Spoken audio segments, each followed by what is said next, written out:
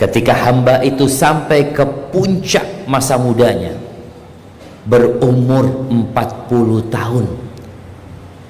Qala rabbi auzi'ni, dia mengatakan, wahai Rabbku, bantulah aku, mudahkan untuk aku.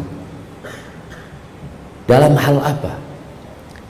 An ashkura ni'mataka allati an'amta alayya, agar aku dapat mensyukuri nikmat yang kau berikan kepada aku. Jadi orang tuh kalau umur 40 tahun, Masya Allah, biasanya udah berkeluarga, biasanya sudah mapan, biasanya sudah nyaman, punya anak-anak. Maka Allah ingatkan agar dia tatkala berumur 40 tahun, dia mengatakan, wahai Rabbku, bantulah aku untuk mensyukuri nikmat yang kau berikan kepada aku. Wa ala walidayya, dan nikmat yang kau berikan kepada kedua orang tuaku. Jadi orang kalau sudah umur 40 tahun ini, kita lihat ya, para nabi itu diutus ketika umur 40 tahun. Ada istilah hidup itu dimulai dari umur 40 tahun. Tapi ingat, 40 tahun Hijriyah, bukan Masehi. Jadi ayat ini menuntut kita untuk mengetahui lahir kita secara Hijriyah. Siapa yang tahu lahirnya Hijriyah? Yang lahir bulan Ramadan insya Allah ingat. Di akhir bulan Ramadan dia ingat, karena itu sudah bulan Ramadan gitu kan. Maka kita lihat Allah menganjurkan, Allah memerintahkan kepada hamba. Sejatinya ini Allah menceritakan nih, tentang bagaimana sikap hamba ketika berumur 40 tahun. Dia berdoa mengatakan, Rabbi auzi'ni an ashkura ni'mataka allati an'amta alayya wa ala walidayya, dan nikmat yang kau berikan kepada kedua orang tuaku. Karena sejatinya wujud kita itu karena keberadaan orang tua kita. Dan biasanya anak-anak umur 40 tahun ini mulai sibuk dengan dunianya. Dia punya keluarga sendiri. Tapi ketahuilah, berapapun umur kita, selama kita punya orang tua, kita adalah anak. Minta sama Allah. Ini menunjukkan hamba harus ingat sama orang tuanya gitu. Bahkan dia minta kepada Allah agar dibantu mensyukuri nikmat yang diberikan kepada kedua orang tua. Tapi tadi biasanya kalau sudah umur 40 tahun, semuanya punya usaha, punya kesibukan masing-masing, lupa sama kedua orang tuanya. Anak kemarin dapat kiriman sebuah cerita di Arab sana. Ada orang tua yang sudah sepuh mengadukan anaknya ke pengadilan. Anaknya ini bermasalah. Anaknya sudah berkeluarga, dia sudah tua. Anaknya sudah punya anak. Akhirnya datang ke pengadilan, dia mengatakan kepada hakim, saya menuntut anak saya, kata dia. Menuntut apa? Saya menuntut agar anak saya memberikan nafkah kepada saya. Oke, dipanggil anaknya. Anaknya dipanggil, dikatakan ini bapakmu menuntutmu agar kau memberikan nafkah kepada dia. Apa kata anaknya? Bapakku ini kaya raya, orang kaya, bapak nggak butuh nafkah dari aku. Tapi apa kata bapaknya? Iya, tapi aku tetap minta anakku memberikan nafkah kepada aku tiap bulan sekali. Berapa banyak? Minta 1 dinar. 1 dinar, kalau itu dinar Kuwait, ya mungkin 50.000 aja. 50.000. Tiap bulan bapaknya cuma minta 50.000 dari anaknya, karena dia kaya raya. Akhirnya anaknya dikatakan, gimana engkau siap? Siap, kata anaknya. Tapi bapaknya punya syarat. Engkau serahkan duit itu di tanganku tanpa perantara. Nggak boleh dikirim transfer wala apa, lah, engkau serahkan duit nafkah itu kepadaku tanpa perantara. Gimana, setuju? Iya sudah, kata dia. Dengan tuntutan itu anaknya menyetujui, selesai. Anaknya akhirnya keluar dari pengadilan. Hakimnya ini heran. Bingung hakimnya. Engkau ini kaya raya. Apa gunanya duit 50.000 itu? 1 dinar itu apa gunanya? Apa kata bapak yang sudah sepuh ini? Dia mengatakan, hakim, kata dia, saya ini sudah tua. Anakku itu sibuk dengan pekerjaannya sampai gak bisa ketemu aku. Aku ridha dia berjumpa sama aku sebulan sekali. Bas kepingin ngelihat anaknya. Jadi bapak ini dari kangennya sama anaknya, akhirnya dia kepingin melihat anaknya sebulan sekali. Makanya anak minta dia nyerahkan duit itu di tanganku. Nih, supaya para anak tahu orang tua itu rindu sama anaknya. Anak ini kadangkala ya kalau nggak punya fulus baru ingat sama orang tuanya. Kalau ada masalah baru ingat sama bapak ibunya. Maka tolong baca tuh doa. Rabbi auzi'ni an ashkura ni'mataka allati an'amta alayya wa ala walidayya wa an a'mala salihan. Bantulah aku untuk bisa beramal soleh ya Allah.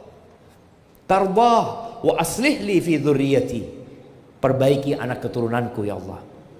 Berikan kebaikan di anak keturunanku. Wa aslih li fi dzurriyyati inni tubtu ilaik wa inni minal muslimin.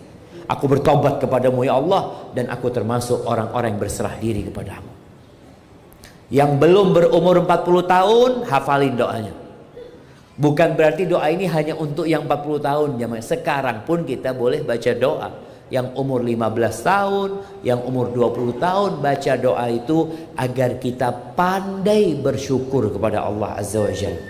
Allahumma salli wa sallim ala abdika wa rasulika sayyidina wa maulana Muhammadin wa ala alihi wa ashabihi ajma'in. Ya Allah, semoga salawat dan salam, berkah dan nikmat senantiasa Engkau curahkan untuk hamba kekasih-Mu, untuk baginda Nabi kita Muhammad alaihi salatu wassalam, untuk keluarga beliau, untuk istri-istri beliau, untuk putra-putri beliau, dan untuk seluruh sahabat Nabi. Semoga Allah meridhai kita bersama mereka. Amma ba'd, ahibati fillah, kita semua bekerja. Sebagian punya usaha sendiri, sebagian mungkin bekerja bersama orang. Tapi yang namanya manusia hidup itu butuh ongkos, butuh biaya. Bagaimana sekarang kita menjadikan pekerjaan kita itu ibadah buat kita?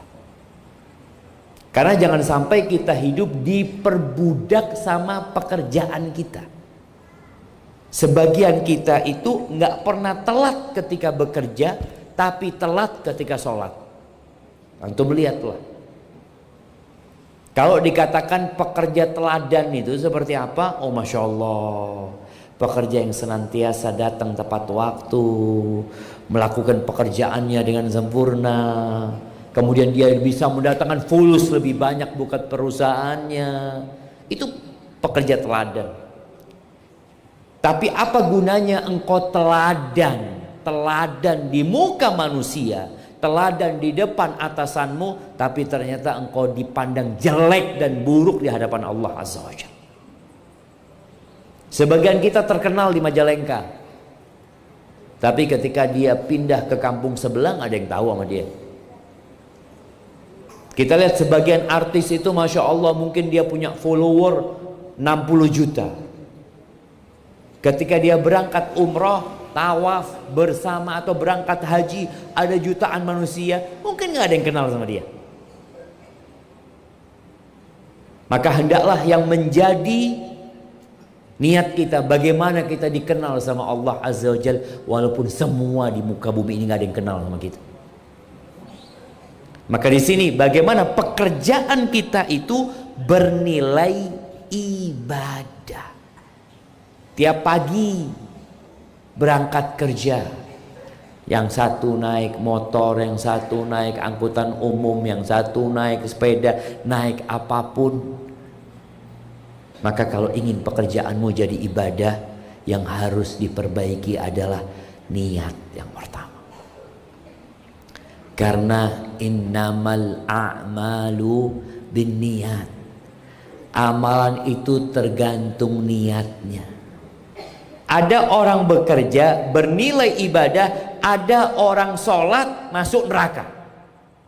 Bayangin nih, ini orang kerja, ini orang cari duit, bernilai ibadah dan mengantarkan ke surga. Ini orang sholat jadi imam di masjid, gimana bisa masuk neraka?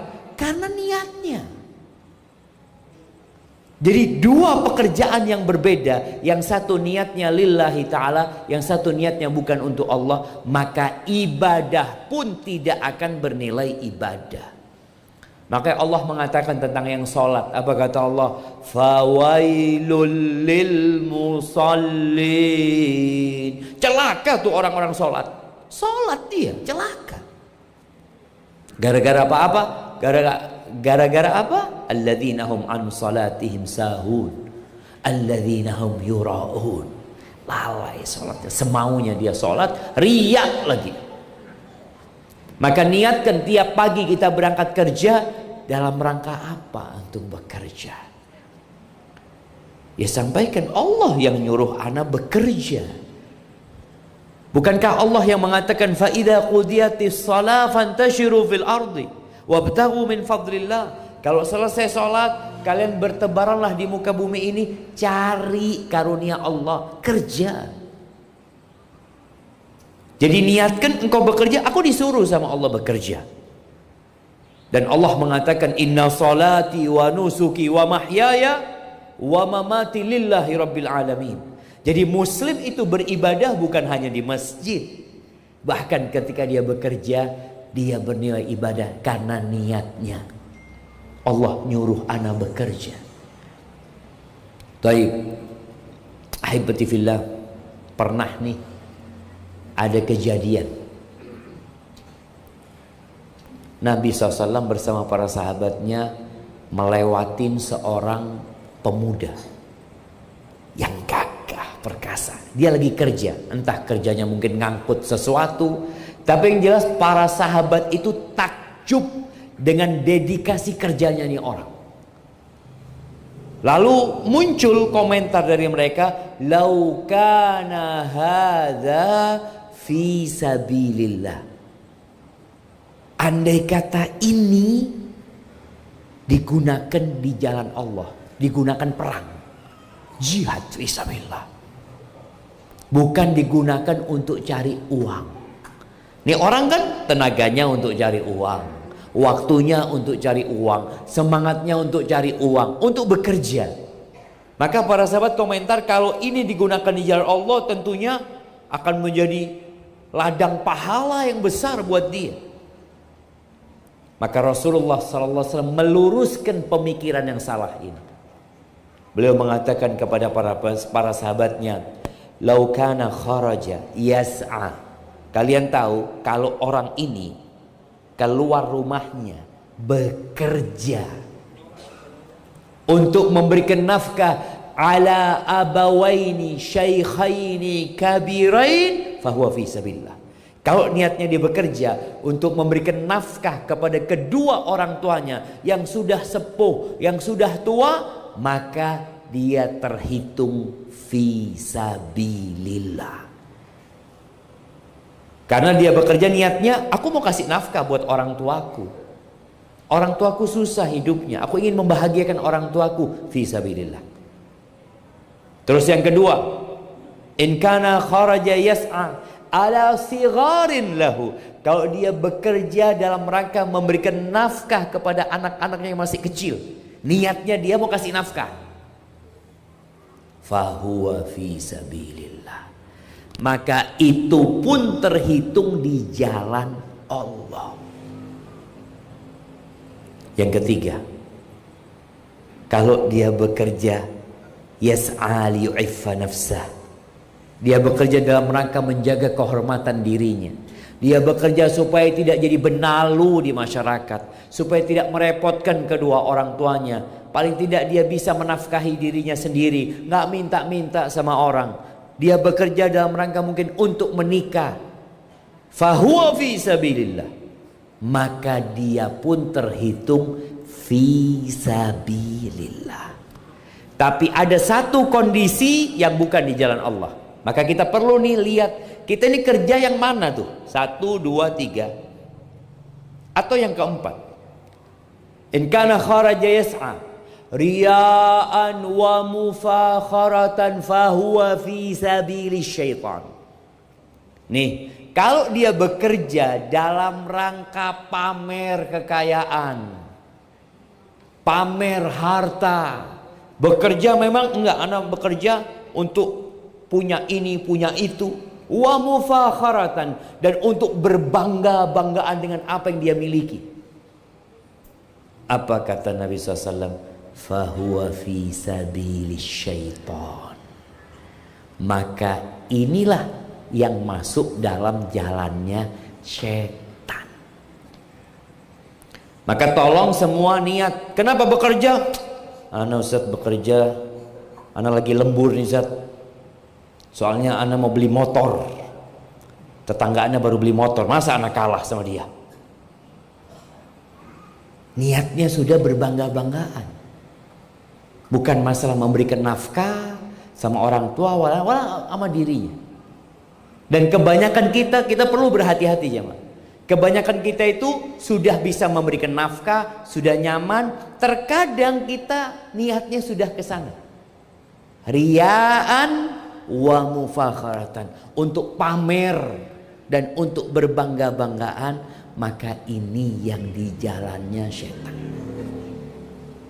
Kalau ingin pekerjaannya bernilai ibadah, niat. Yang kedua, pekerjaannya harus halal. Karena ada sebagian orang niat memberikan nafkah kepada anak-anaknya, tapi jadi pelacur. Na'udzubillah min dzalik. Bener, ana sedih kemarin di Jember itu ada pertanyaan yang datang. Sedih ana baca insyaallah. Dia mengatakan, Ustadz, ibu ana ini menjadi pelacur Ustaz. Demi menyekolahkan kami. Anaknya disekolahkan di pesantren. Anaknya disekolahkan di sekolah yang baik. Ibunya jadi pelacur. Mungkin dia berpikir anak kan bekerja dalam rangka memberikan nafkah, menyekolahkan anak-anak. Itu jalannya setan. Karena kalau benar engkau lillahi ta'ala, Allah bikin aturan. Al-halalu bayyinun wal haramu bayyinun. Udah jelas, yang halal udah jelas, yang haram udah jelas. Supaya bernilai ibadah, engkau cari pekerjaan yang halal. Maka di sini dituntut seorang muslim kalau mau bekerja, dia tanya dulu. Kira-kira kerjaan anak ini halal apa haram? Sebagian orang menjadi biduan. Apa bahasa Majalengkanya biduan itu? Hah? Artis. Oh, biduan itu artis lokal gitu ya. Iya, kita lihat yang menjadi penyanyi-penyanyi, menghibur, dia dapat duit, dia kasih nafkah sama orang tuanya, dia kasih nafkah kepada anak-anaknya. Coba engkau tanya sebelum engkau mengerjakan itu, Allah ridho nggak dengan pekerjaan? Sejatinya jamaah, sebelum kita dilahirkan di muka bumi ini, rizki kita sudah ditetapkan, sudah ada. Kata Nabi SAW, Inna ruhal qudus nafatha fi ru'i. Jibril itu meniupkan, menghembuskan di dalam jiwaku, Annan nafsa lan tamut, bahwa jiwa itu tidak akan mati hatta tastakmila rizqaha wa ajalaha. Artinya nggak ada orang mati kecuali rizkinya sudah sempurna, waktunya udah habis. Jadi nggak ada ceritanya orang mati, oh dia mati kelaparan. Ya kalau dia nggak kelaparan kayaknya dia masih hidup. Nggak ada, dia memang sudah segitu umurnya. Rizkinya udah segitu. Maka kita melihat ada orang jamaah punya harta yang cukup untuk 7 turunan, cukup untuk 7 tanjakan, cukup untuk 7 kelokan, sudah hartanya ini, Masya Allah. Tapi mati dia. Loh, hartanya yang banyak bukan rezeki dia, bukan. Rezekinya dia udah habis. Waktunya dia juga udah habis. Maka Nabi SAW mengatakan, fala yastabti'anna, jangan sampai lambatnya datangnya rizki itu membuat kalian melakukan yang haram. Jangan sampai. Nabi mengatakan fa'ajmilu fit talab, carilah rizki dengan cara yang baik, yang cantik, dengan cara yang halal. Jangan takut rizki kita dimakan tetangga. Makanya kadang-kala kita lihat di sebuah perusahaan kalau karyawannya banyak tuh, banyak yang saling hasud. Takut kalau fulan nanti naik, bisa jadi gaji anak berkurang, bisa jadi bonus anak berkurang. Nggak bakalan, nggak mungkin kita makan rezeki orang lain. Ini yang belum nikah nih, jangan berpikir kalau anak menikah sekarang Ustaz, gaji anak ini cuma 2,5 juta Ustaz, buat istri sekian, nanti kalau punya anak 2,5 juta, anak sekolah berapa, nanti kalau anak kuliah uang masuknya berapa. Ini belum nikah sudah pikirannya sampai anak itu kuliah, nggak nikah-nikah. Terus gimana? Ya udah, istri antum nggak akan makan rezeki antum. Nih emak-emak itu nggak makan rezeki suaminya. Kenapa? Karena emak-emak tuh sebelum lahir rezekinya udah ada. Dia hidup sama orang tuanya, makan rezeki dia. Makanya orang tua dulu ada yang membunuh anak-anaknya karena takut dengan masa depan anak-anaknya. Allah mengatakan wala taqtulu auladakum min imlaq. Di ayat lain wala taqtulu auladakum khasyata imlaq nahnu narzuquhum wa iyyakum. Jangan bunuh anak kalian karena kalian khawatir nggak bisa makan nanti. Kata Allah, kami yang kasih rezeki kepada anak-anak kalian dan kepada kalian. Maka jangan berpikir orang tua dia kasih rezeki sama anaknya. Enggak, Allah yang kasih rezeki. Makanya suami istri ketika bercerai, apa kemudian istrinya langsung mati? Karena dicerai sama suaminya, besok langsung mati. Kenapa? Udah nggak ada rezeki, anak yang kasih rezeki sama dia. Lah, Allah yang kasih rezeki. Maka tadi ketika ingin kerjaannya bernilai ibadah, tolong dengan cara yang halal. Kalau kita nggak belajar, kita nggak akan pernah tahu. Kebanyakan kita ini Islamnya keturunan. Di Surabaya itu dulu ada tempat pelacuran jemaah, namanya Doli. Ada yang tahu? Ada yang pernah ke sana? Namanya Doli. Bayangin ya, neneknya jadi pelacur, ibunya jadi pelacur, anaknya jadi pelacur. Kenapa? Karena dia memang muslim loh, muslim. Dia muslim. Karena memang lingkungannya seperti itu. Dia pikir, apalagi di masa sekarang ini, ketika nilai-nilai Islam itu mulai dikaburkan. Dulu pelacur itu bahasa Indonesianya apa? WTS, wanita tuna susila. Anak masih SD itu, anak dengar omongan itu tempatnya WTS, WTS sering anak dengar seperti itu. Sekarang nggak ada lagi. Yang ada apa? PSK. Dan ini menjadikan pelaku itu merasa nggak dosa loh jemaah, merasa nggak dosa. Sampai ada kejadian yang memalukan sebenarnya ya, yang membuat kita sedih. Live ini jemaah di televisi. Di televisi ada seorang yang bertanya kepada seorang ustadz ya. Dia ngomong, ustadz ini menceritakan tentang sodakoh, fadilah sodakoh ya, akan Allah lipat gandakan. Ini ada yang telepon dari Doli. Dia mengatakan, Pak Ustadz, mohon maaf Pak Ustadz ya, jangan ditertawakan banyaklah. Dia mengatakan, Pak Ustadz, Masya Allah kata dia, Ustadz nyuruh sodakoh, katanya sodakoh lipat gandakan. Ana Ustadz pagi hari itu sodakoh sama anak-anak Ustadz. Malam harinya dapat pelanggan kasih duit banyak Ustadz. Na'udzubillah. Kenapa? Karena memang sudah dibikin profesi jemaah. Pekerja seks komersil. Kerja saya mau kasih nafkah buat anak-anak gitu loh. Ini berbahaya sekali jemaah. Lama kelamaan yang haram itu dikaburkan. Kalau Anda tanya sekarang, berapa banyak muslimin muslimat yang bekerja di tempat riba? Bekerja, orang tuanya bangga anaknya kerja di sana. Karena namanya nggak ada riba. Ada lembaga riba nasional, nggak ada.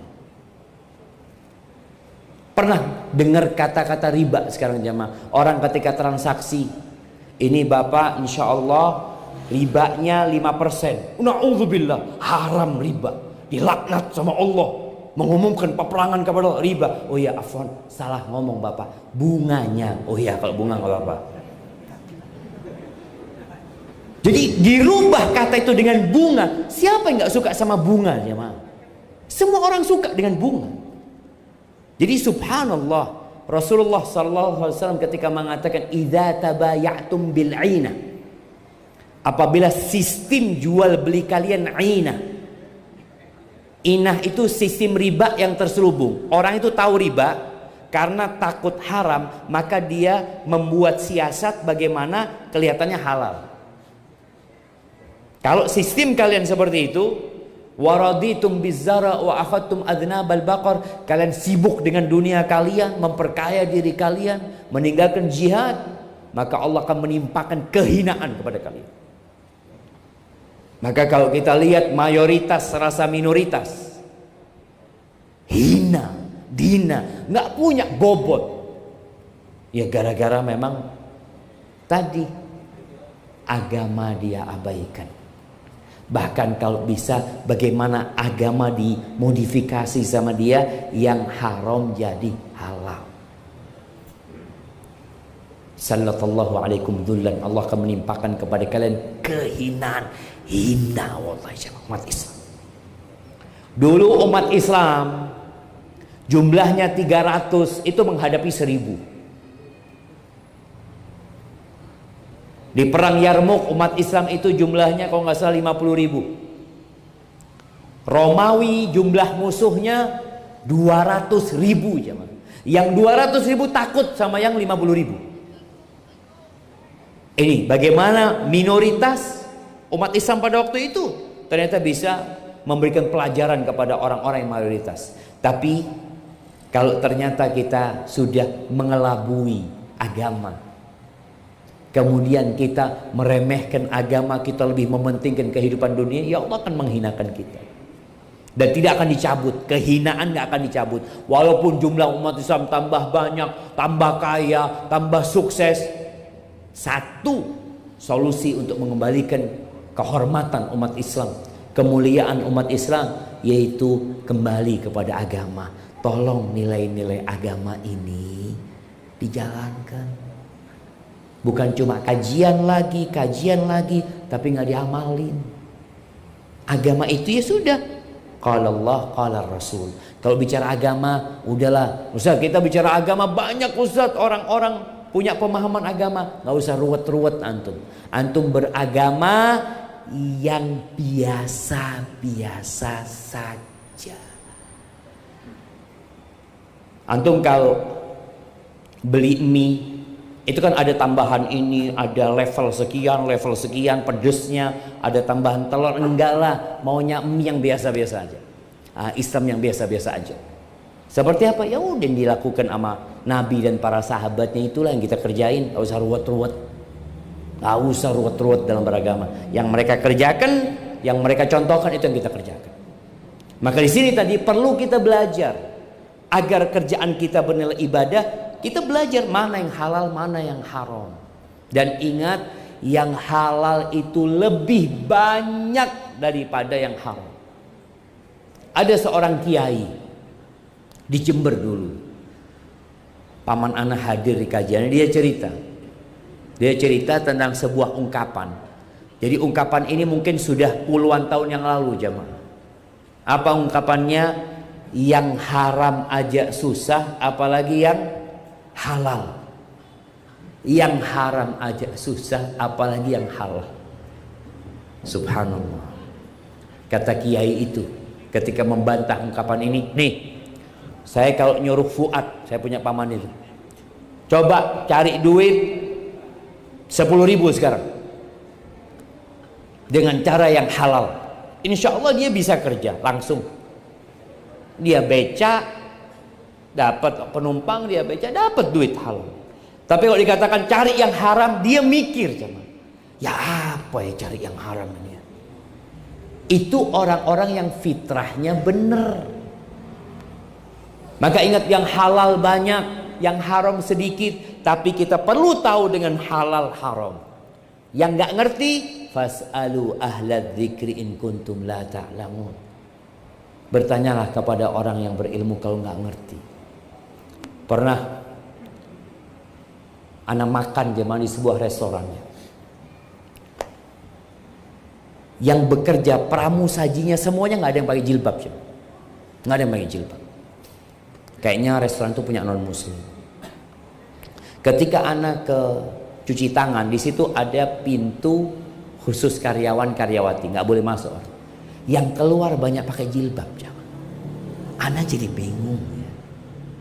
Ternyata mereka kalau pulang pakai jilbab, kalau kerja nggak pakai jilbab karena aturan. Bagaimana seorang muslim pekerjaannya halal, tapi ketika dia bekerja dia harus menyelisihi syariat. Ya, jangan diterima pekerjaan itu. Kalau ingin pekerjaannya bernilai ibadah. Loh gimana Ustaz? Jilbab ini bukan pakaian orang Arab. Jilbab itu bukan pakaian pengajian. Jadi sebagian masyarakat itu jamaah, kalau pengajian pakai jilbab. Betul jamaah? Oh pakai jilbab. Bukan seragam jilbab ini jamaah. Tapi jilbab ini pakaian orang Islam. Coba antum lihat, baca sejarah. Istrinya Abu Lahab itu Ummu Jamil pakai jilbab enggak? Enggak pakai. Khadijah radhiyallahu taala anha sampai meninggal dunia enggak pakai jilbab.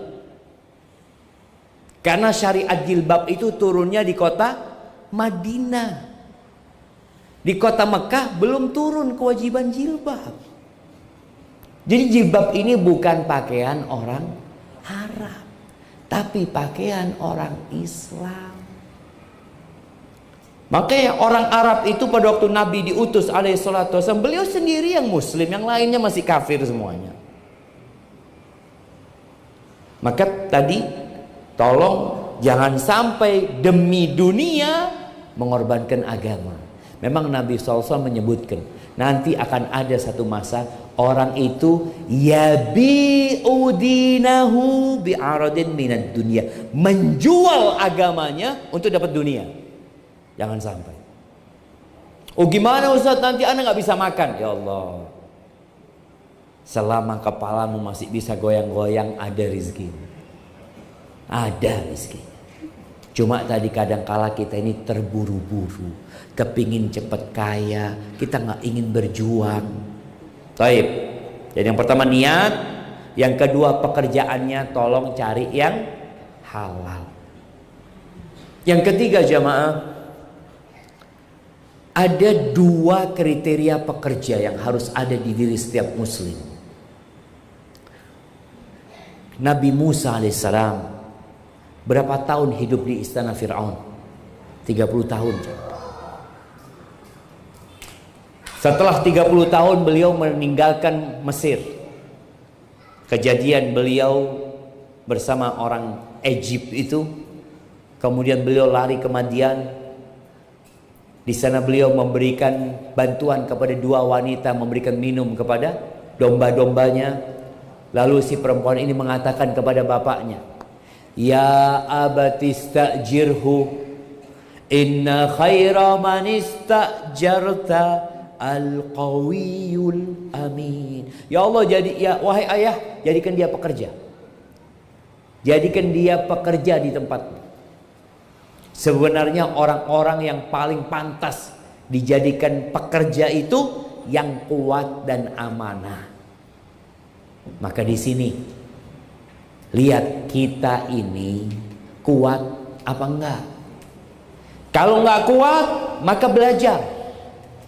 Karena Allah itu cinta. Innallaha yuhibbu idza amila ahadukum amalan ayyutqinahu. Allah tuh suka kalau seorang beramal menyempurnakan amalannya. Jadi bukan asal-asalan bekerja.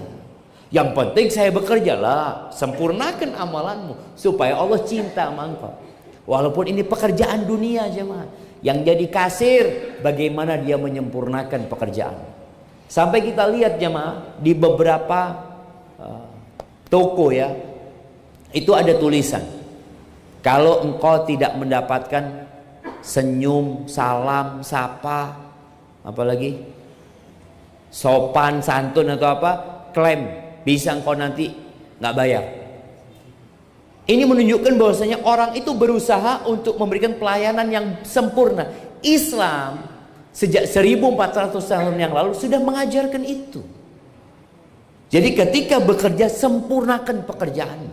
Di sini ada dua sifat pekerja muslim, kuat dan amanah.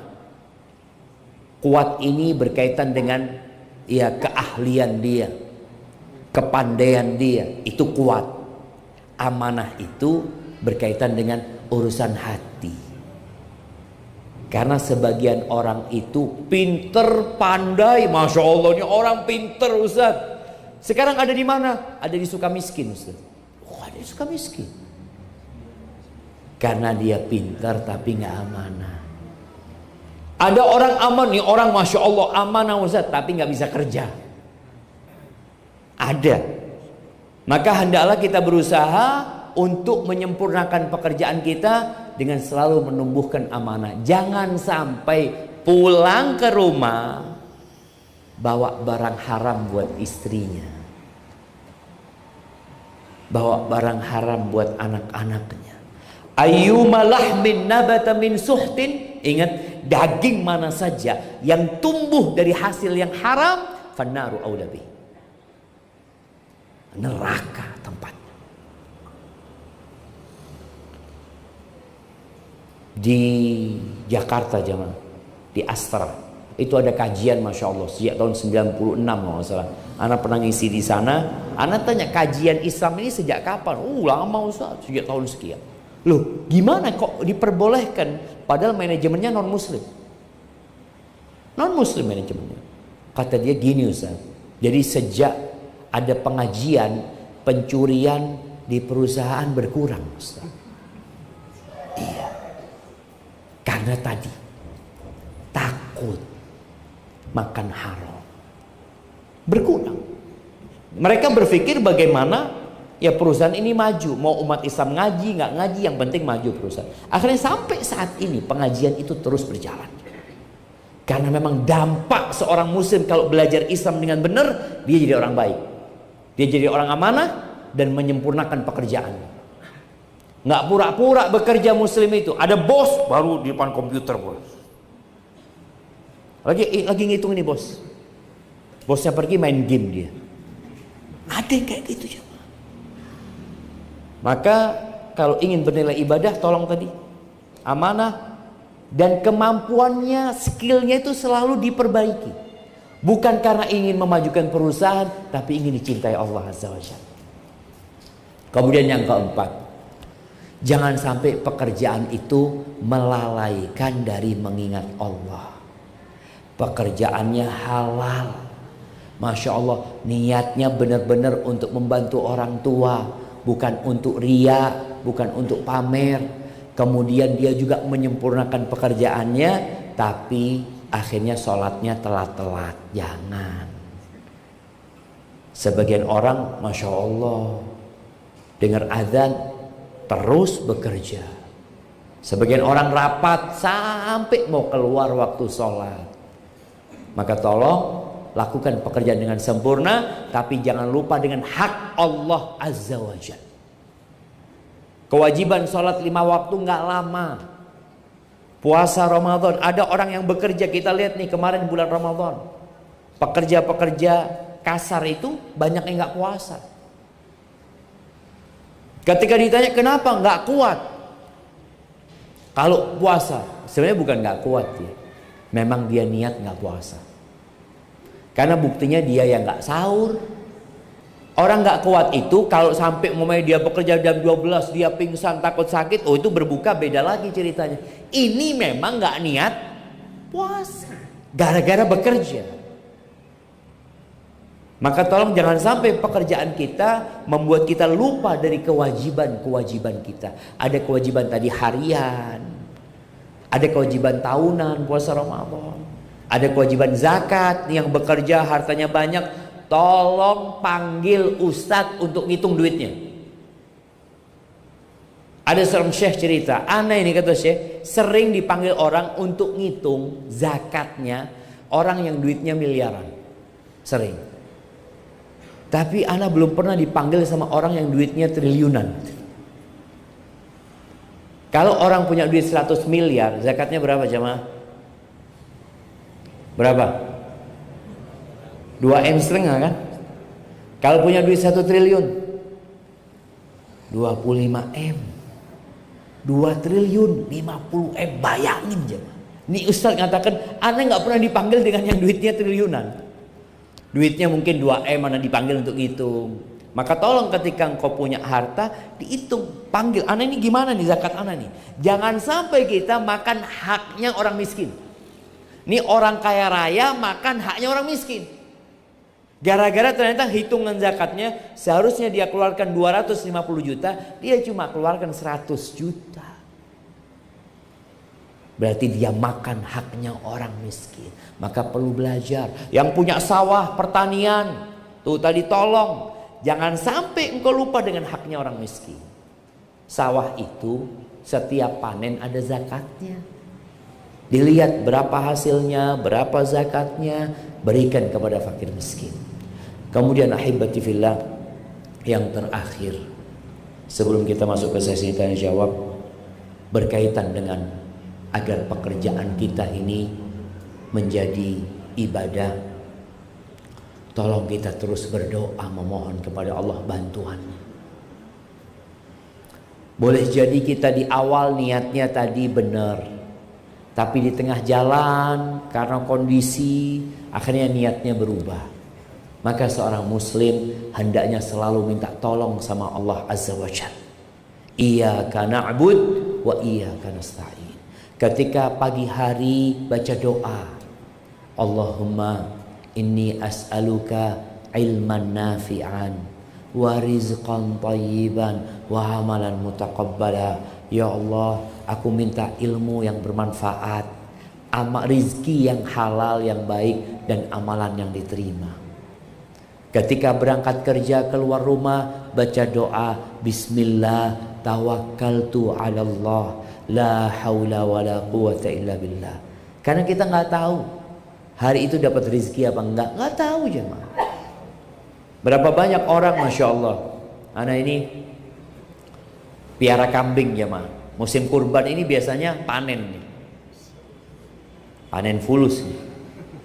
Kemarin pagi yang piara kambing anak ngomong, Ustaz, satu mati Ustaz. Masya Allah, beratnya 70 kilo Ustaz. Ayo sudah, innalillahi wa inna ilaihi raji'un. Jadi itulah jamaah kehidupan ini. Kita tuh nggak bisa ngitung untung ya, untung kita sekian. Aduh, yang kasih rezeki Allah. Oke, matematika antum untung segitu, rezeki antum belum tentu segitu. Ana tadi dapat kiriman video orang yang satu kandang sapinya mau mati semuanya jemaah. Mau mati kena penyakit PMK itu. Di video ini, ayo siapa yang mau sapi anak, kata dia. Sudah terkapar semua sapi-sapinya. Maka di sini kita perlu minta tolong sama Allah. Tidak bersandar kepada kecerdasan kita, kepandaian kita, usaha kita. La, Allah yang kasih rezeki. Maka keluar rumah, bismillah tawakkaltu 'ala Allah, la haula wala quwata illa billah. Naik kendaraan, baca doa, di tempat kerja berzikir, mengingat Allah Azza wa Jal. Maka insya Allah dengan cara seperti itu, ya Allah akan kasih rezeki buat kita yang halal, yang baik, yang bermanfaat. Hadza wallahu a'lam bishawab. Itu mungkin dapat Anda sampaikan.